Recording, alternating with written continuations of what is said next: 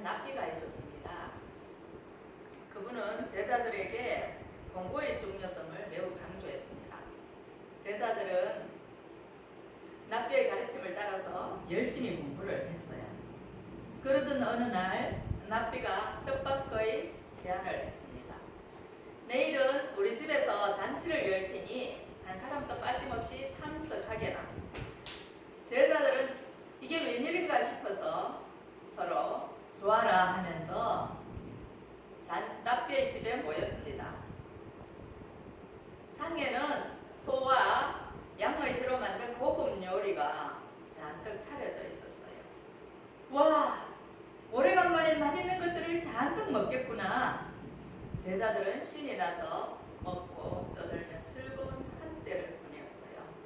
그런데 랍비가 제자들을 가만히 살펴보니까 딱딱한 혀로 만든 요리는 먹지 않고 부드러운 혀로 만든 요리만 즐겨 먹는 것이었어요.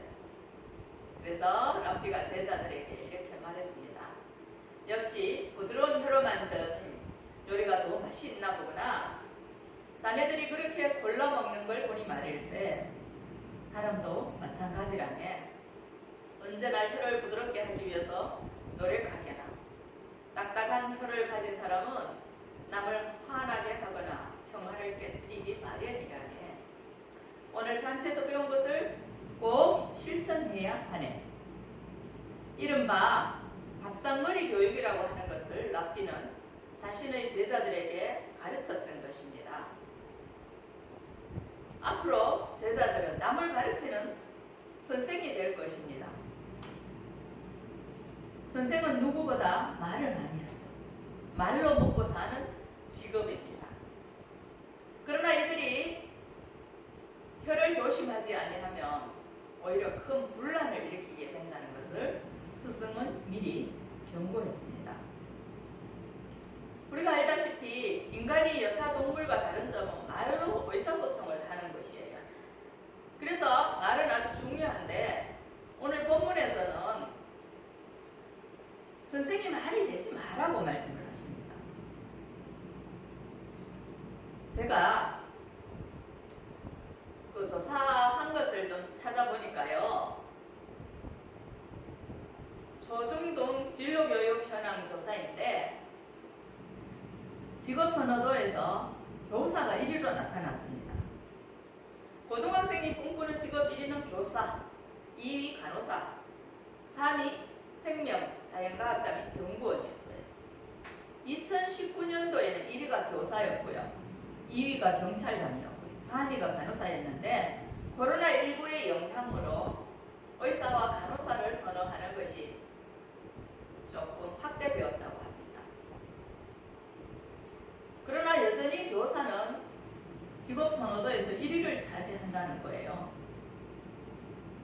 교사는 지식인에 속하죠. 또 사람들의 존경을 받습니다. 그러나 교사가 자신이 배운 지식으로 제자들을 가르칠 때에 혀를 조심하지 아니하면 제자들까지 영향을 받게 됩니다. 만약에 가르치는 사람이 앞에 서서 엉터리를 가르친다거나 잘못된 지식을 주입하며 그에게서 배운 사람들은 다 잘못된 사상과 잘못된 교훈을 받게 되는 거예요. 그러면 사회에 큰 해가 됩니다. 그래서 오늘 성경은 선생된 우리가 더 큰 심판을 받을 줄 알고 선생이 많이 되지 말라고 말씀하세요. 그 이유인즉 우리가 다 실수가 많으니 만일 말에 실수가 없는 사람은 곧 온전한 사람이라 능히 온몸도 굴레 씌우리라. 야고보서 3장 1절에서 2절 말씀입니다. 사람은 누구나 실수를 하기 마련인데요. 특히 말로 먹고 사는 사람들은 말로 실수하기가 쉽습니다. 끊임없이 말을 하다 보니 자신도 모르게 원치 않은 말이 나올 때가 있고요.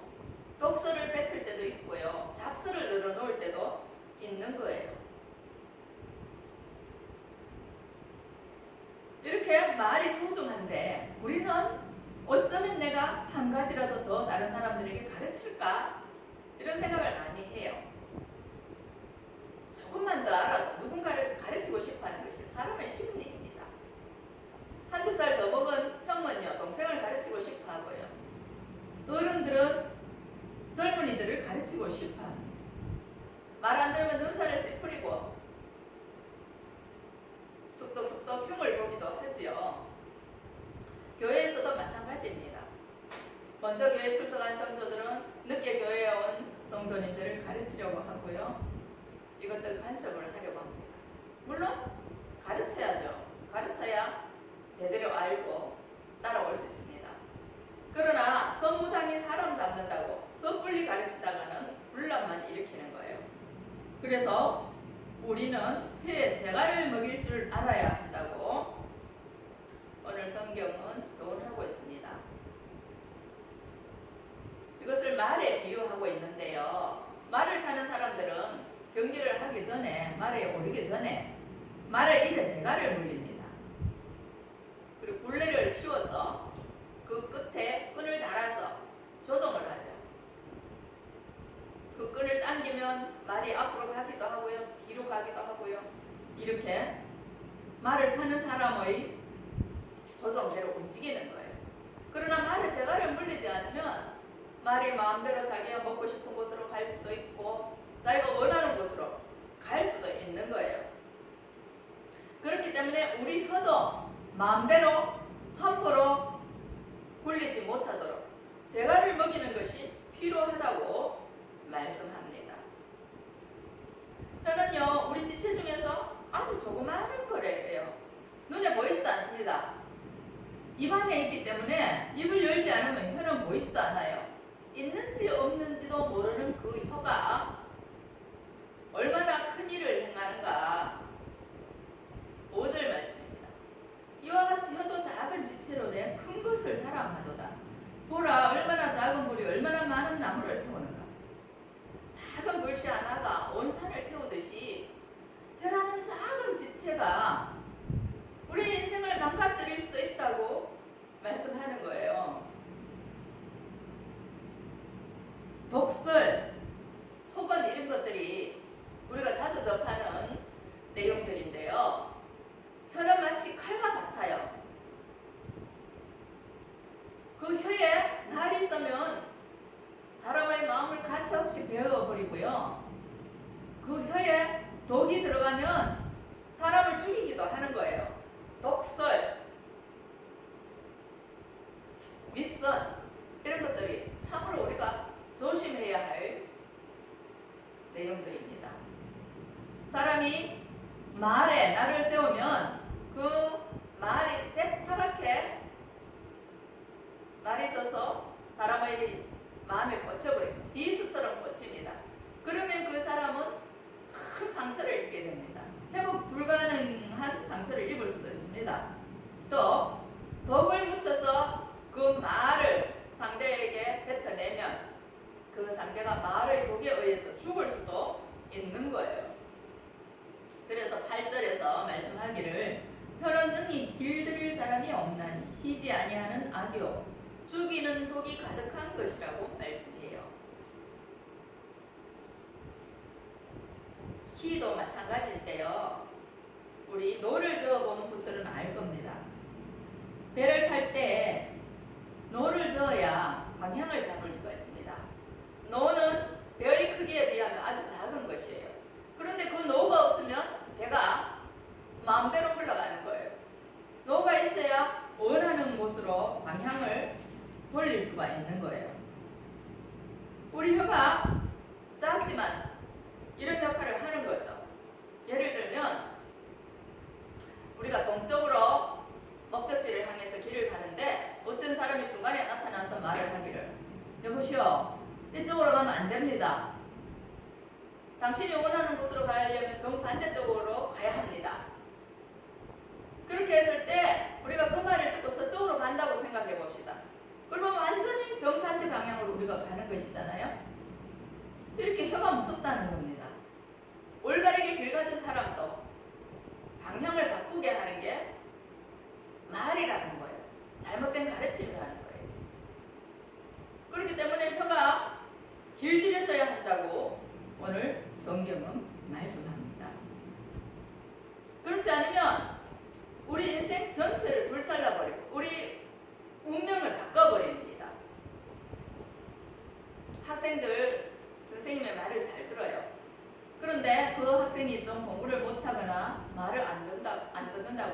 만약에 선생님이 낙인을 찍으면 너는 말썽꾸러기야, 너는 지지리도 못난 아이야, 이렇게 낙인을 찍어버리면 그 아이는 희망을 잃어버립니다. 선생님의 말 한마디에 낙심을 하게 되고 좌절을 해서 그 인생 전체가 실패작이 되고 마는 거예요. 그러나 선생님이 똑같은 아이라도 너는 용감하구나, 너는 여러 가지 호기심이 많구나, 이런 식으로 격려를 해줬어.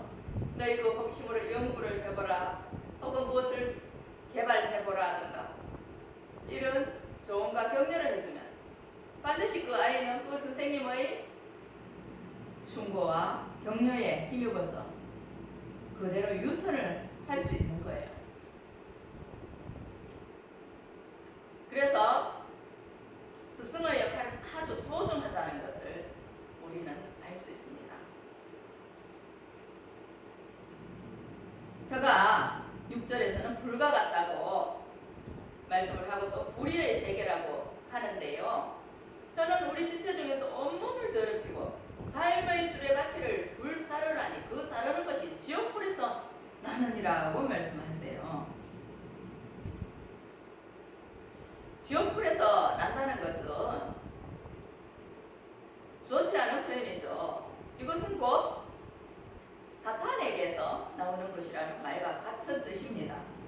우리는 말로 천국을 만들 수도 있고 순식간에 지옥으로 만들어 버릴 수도 있는데요. 참으로 실감나는 비유예요. 그렇다면 어떤 혀가 천국을 만들고 어떤 혀가 지옥을 만드느냐 하는 것이죠. 먼저 우리가 불의 작용을 두 가지로 나눠볼 필요가 있는데요. 불은 두 가지 기능을 가지고 있어요. 하나는 정화 작용입니다. 사도행전 2장을 보면 오순절에 마가의 다락방에 성령의 불이 임했어요. 성령의 불이 임하면 통해 자복이 일어나는 거예요.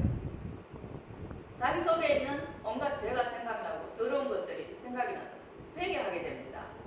그러면 그 성령의 불에 의해서 우리의 모든 더러운 것들이 밖으로 나오게 돼요. 배설이 됩니다. 토설이 됩니다. 그러면 우리가 깨끗해지는 거예요. 깨끗해지면 어떻습니까? 이제 하나님의 말씀을 담고 하나님의 말씀을 전하는 도구가 되는 거예요. 그래서 오순절에 성령을 받은 제자들이 복음을 전했더니 많은 사람들이 가슴을 치며 회개하는 돌아오는 역사가 있었어요. 이렇게 우리의 혀가 하나님의 권능에 사로잡히면 성령의 불이 임하면 정의의 도구가 될 수 있고 더러운 것은 다 혀 없애는 정화의 도구가 될 수 있습니다. 그러나 심판의 기능도 또한 가지고 있어요. 열왕기하 1장 10절 이하를 보면 북이스라엘의 아합 때에 가뭄이 심했는데 그 가뭄은 하나님께서 북이스라엘에 내리는 징계였습니다. 3년 반 동안 그 땅에 비가 오지 않았어요. 북이스라엘 아합 왕이 하나님을 버리고 이방 사람들이 믿던 신상을 들여와서 우상을 숭배했기 때문에 하나님께서 징계를 하셔서 3년 6개월 동안 비가 내리지 않았어요. 그 말씀을 전한 역할을 한 사람이 바로 엘리야 선지자였습니다. 그래서 아합이 엘리야 선지자를 잡으려고 사람들을 보냈어요. 여러 차례 사람들을 보내는데 엘리야 선지자가 하늘에서 불을 내리도록 기도를 해서 보냈던 사람들을 심판하는 것을 볼 수 있어요. 하나님께서 불을 사용하시되 때로는 구원과 정화의 역할을 하게 하시고 때로는 심판의 불이 되기도 한다는 거예요. 하나님은 불의를 심판하십니다. 심판하시되 아합 시대 때처럼 가뭄으로 심판하시기도 하고 또 엘리야를 잡으러 갔던 사람들에게 불이 내렸던 것처럼 불로 심판하시기도 하는 거예요. 우리가 불이라는 것은 구원과 정화와 심판의 두 가지 기능이 있다는 것을 알아야 됩니다. 그렇다면 천국을 만드는 사람들과 달리 지옥을 만들어가는 혀는 어떤 혀인가? 인간의 육신의 정욕과 사탄의 참소에서 나오는 말이 바로 지옥으로 만드는 것입니다. 우리가 육신의 정욕에 사로잡히면 없는 죄도 만들어내버립니다. 어떤 것이 탐이 나서 이웃이 마땅히 차지해야 되는데 내가 차지하려고 하다 보면 그 이웃을 모함해야 되는 거예요. 거짓말을 해야 되는 거예요. 그래서 이웃은 억울하게 누명을 쓰게 되고 못된 사람이 되는 거죠. 경우에 따라서는 무고한 사람이 누명을 쓰고 옥에 갇히는 수도 있습니다. 수십 년 옥살이를 하고 나면 그 인생은 뭐가 됩니까?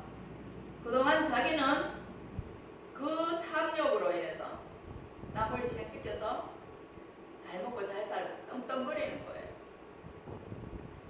사람은 알 수 없지만 하나님은 그 모든 것을 알고 계시는 거예요. 이렇게 우리의 육신의 정욕에서 나오는 것은 사람의 한 생애를 망하게 만드는 거예요. 감옥에까지 가지 않아도 멀쩡하게 남에게 누명 씌우는 일이 있죠. 물건 훔치지도 않았는데 그 사람이 훔쳤다고 위증하면 그 사람이 얼마나 욕을 먹습니까? 곤란을 입습니까? 부도덕한 사람이라고 손가락질을 당하죠. 그렇게 해놓고서도 아무렇지도 않게 살아가는 사람들이 있어요. 특히나 거짓말을 밥 먹듯이 하는 사람이 있는데 거짓말이 일상이 되다 보니 어느 것이 진짜인지 구분이 안 되는 사람이 있어요. 입만 열면 거짓말을 해서 저 사람이 말하는 것을 몇 프로를 믿어야 할까 헷갈릴 때가 있습니다. 우리 같은 사람들, 특히 교회 다니는 사람들 귀가 열어가지고 그 사람이 얘기하면 다 100% 진실인 줄 알고 믿고 받아들일 때가 많거든요. 그랬다가 큰 코를 다치는 거예요. 자, 이 사람들은 어떤 사람들이냐? 사탄의 손에 매인 사람들입니다. 사탄이 욥을 정죄할 때 말로 참소를 했어요. 욥이 뭐 그냥 하나님을 경외하겠습니까? 하나님께서 복을 울타리로 뚫어주시니 욥이 하나님을 잘 경외하는 것 아닙니까? 이러면서 욥을 참소했어요. 또한 사탄이 하와를 유혹할 때도 말로 했어요. 저 선악과 정말 먹으면 죽는다고 그랬니? 이렇게 살살 꼬드겼어요. 안 죽어, 먹어봐. 얼마나 맛있다고 이렇게 꼬드기는 거예요. 그러면 그 말을 듣고 사람이 술이 돼가지고 정말 그래? 하면서 덥석 따서 먹어보는 거예요. 이게 바로 말의 위력입니다.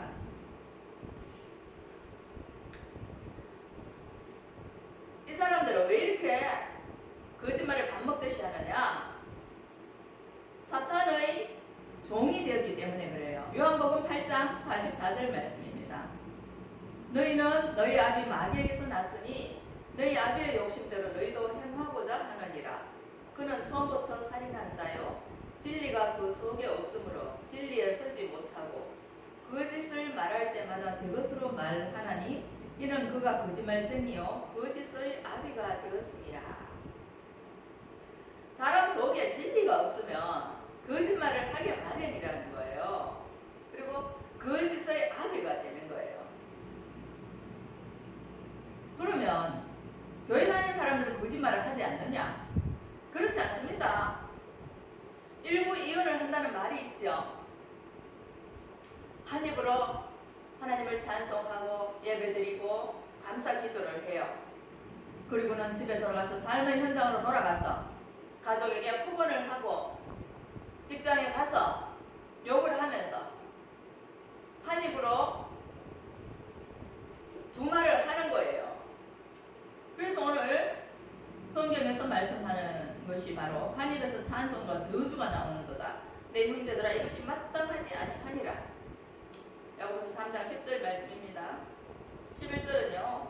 샘이 한 구멍을 어찌 단물과 선물을 내겠느냐.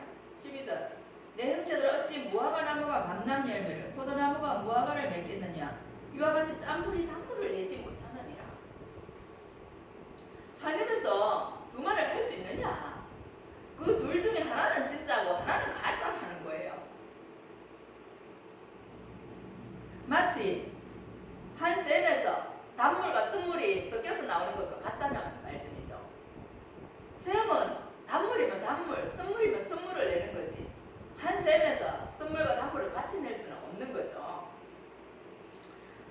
15장 22절 이하를 보면 이스라엘이 애국을 탈출하여서 가나안에 들어가는 초입에서 마라라는 곳에 도착했을 때 그 물이 써서 마실 수가 없었어요. 그때 모세가 하나님께 부르짖어 기도했습니다. 그랬더니 하나님께서 한 나무를 가리키셔서 그 나무를 베어서 물에 던졌더니 달게 되었어요. 물이 써서 못 먹는데 하나님이 한 나무를 가리켜서 그 가지를 던졌더니 물이 달게 되었다. 하나님은 우리 인생만 변화시키는 분이 아니라 쓴 물까지도 단물로 만드시는 분이에요. 그렇다면 이 나무가 무엇을 의미하겠습니까? 계시록 22장 1절에서 2절 말씀이에요. 또 그가 수정같이 맑은 생명수의 강을 내게 보이니 하나님과 및 어린 양의 보좌로부터 나와서 길 가운데로 흐르더라. 강 좌우에 생명나무가 있어 12가지 열매를 맺되 달마다 그 열매를 맺고 그 나무 잎사귀들은 만국을 치료하기 위하여 있더라. 자, 그 수정같이 맑은 생명수 강이 있는데 이 강이 하나님과 어린 양의 보좌 예수 그리스도께로부터 나온다는 거예요. 그래서 길 가운데로 흘러가는데 강 좌우에 생명나무가 있어요. 이 나무가 12가지 열매를 맺는데 그 열매를 맺고 그 잎사귀들은 만국을 치료하기 위하였습니다. 하나님의 보좌로부터 나오는 은혜의 물, 생명의 물을 마셔야 생명의 열매를 맺는다는 말씀이죠. 그 나무, 생명나무 열매에서 나는 생명나무에서 나는 열매와 잎사귀가 만국을 치료하는 약이라는 거예요. 그게 뭐예요? 예수 그리스도의 은혜의 복음이죠. 하나님의 말씀입니다. 하나님의 말씀을 듣고 생명나무 실과를 맺게 된 사람들이 어떻게 쓴 것을 내며 또 무화과 나무가 감람 열매를 낼 수 있겠느냐 하는 거죠. 그 정체성을 따라서 열매를 맺는다는 거예요. 마귀의 종로로 타는 사람은 거짓의 열매를 맺게 되고 하나님의 말씀을 따라 사는 사람들은 선한 열매를 맺게 된다는 것을, 생명의 열매를 맺게 된다는 것을 성경은 말씀합니다. 우리의 혀는 능히 길들일 사람이 없지만 하나님은 우리의 혀를 길들이시는 분입니다. 하나님의 말씀과 성령의 불로 우리의 옛사람, 죄악된 옛것을 태우셔서 깨끗하게 하시고 우리의 부정한 입술을 성령의 불로 찢어서 정결하게 하십니다. 이사야 선지자가 소명을 받을 때에 하나님의 불이 인해서 오라 나는 죽게 되었도다, 망하게 되었도다 라고 고백을 했습니다. 하나님은요 진리의 말씀을 선포하기 전에 먼저 우리의 부정한 입술을 성령의 불로 찢으십니다. 우리가 생명의 열매를 맺기 위해서는, 사람 살리는 혀가 되기 위해서는 항상 성령의 불을 받아야 됩니다. 그래야 우리의 거칠고 딱딱한 혀가 부드럽게 되고요, 섣불리 남을 가르치기로 하기보다는 먼저 사랑으로, 믿음으로, 말씀으로 평화를 선포하고 덕을 세워주는 사람이 되는 거예요. 우리의 삶이, 우리의 혀가 길들여지지 않으면 교회에 백날을 다녀도 늘 사람들을 정죄하고 비난하고 깎아내리면서 그들의 흉을 들춰내고 해서 분란을 일으키고 그가 가는 곳마다 불화가 일어나게 되는 거예요. 오늘 우리 이 말씀을 명심하여서 정말 선생이 되려고 애쓰기보다 먼저 우리의 혀가 하나님의 말씀에 길들여지고 우리의 부정한 입술이 성령의 불에 찢어지는 은혜가 있기를 바랍니다. 기도하겠습니다. 사랑과 은혜가 풍성하신 하나님 아버지, 오늘도 야고보서 3장의 말씀으로 우리가 말을 어떻게 조심해야 하는가를 알게 해주시니 감사를 드립니다. 말 한마디로 천년빛을 갚는다고 주님은 말씀하셨습니다. 또한 경우에 합당한 말은 언쟁반의 아우색인 사바, 금사바와 같다고 말씀하셨습니다. 우리가 때를 따라서 아름다운 말을 할 수 있는 혀로 길들여 주시고 성령의 불로 우리의 입술을 지심으로 우리가 정결하게 하옵소서. 예수 그리스도 이름으로 감사하며 기도하옵나이다. 아멘.